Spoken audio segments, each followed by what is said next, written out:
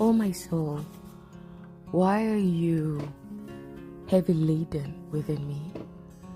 O my soul, why art thou downcast within me?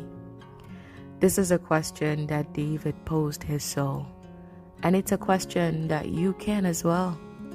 Why are you sad? Why isn't there any strength or joy in your life? Why are you focused on what you don't have instead of focusing on the thing that you have? Unexplained sadness is the reality of a lot of people in our generation. It could even be your reality, where you wake up every morning feeling extremely sad, with no explanation to those feelings or those emotions, but it sits there on your heart and you're unable to shake it off. It is real. But what is the source of this sadness? Why are you feeling overwhelmed? Why are you feeling unaccomplished? Why are you feeling like there is no way out of where you're at? I used to deal with unexplained sadness. It was very heavy, especially in the morning upon waking up, either because of the uncertainty that the day faced, or I was in a situation where I didn't know the way out. But I remember that is not the way I want to live. I remember feeling like that was not the way I would want to live, because joy really gives us strength, and joy gives us the will to fight. And when you don't have joy, you find that you're dragging throughout the day.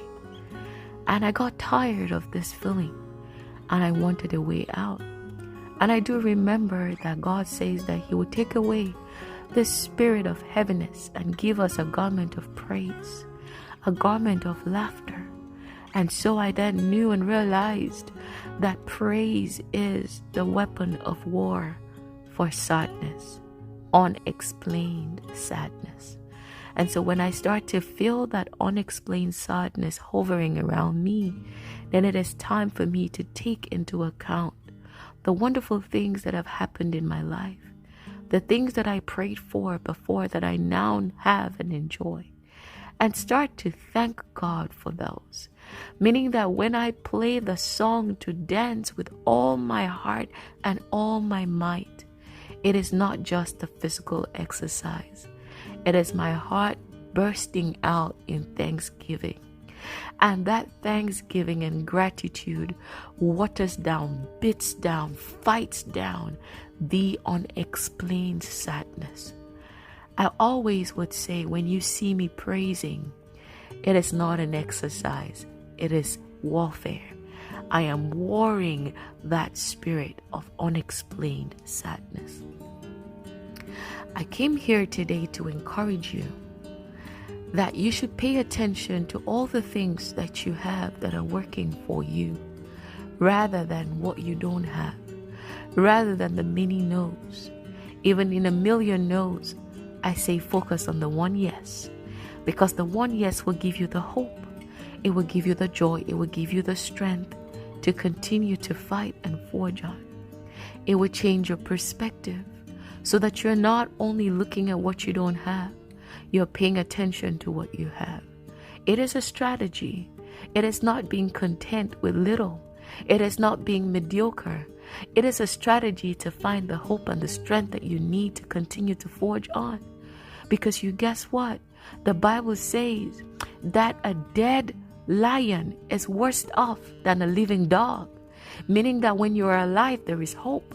But even the strongest, deadest thing has no hope left in it, because it's dead.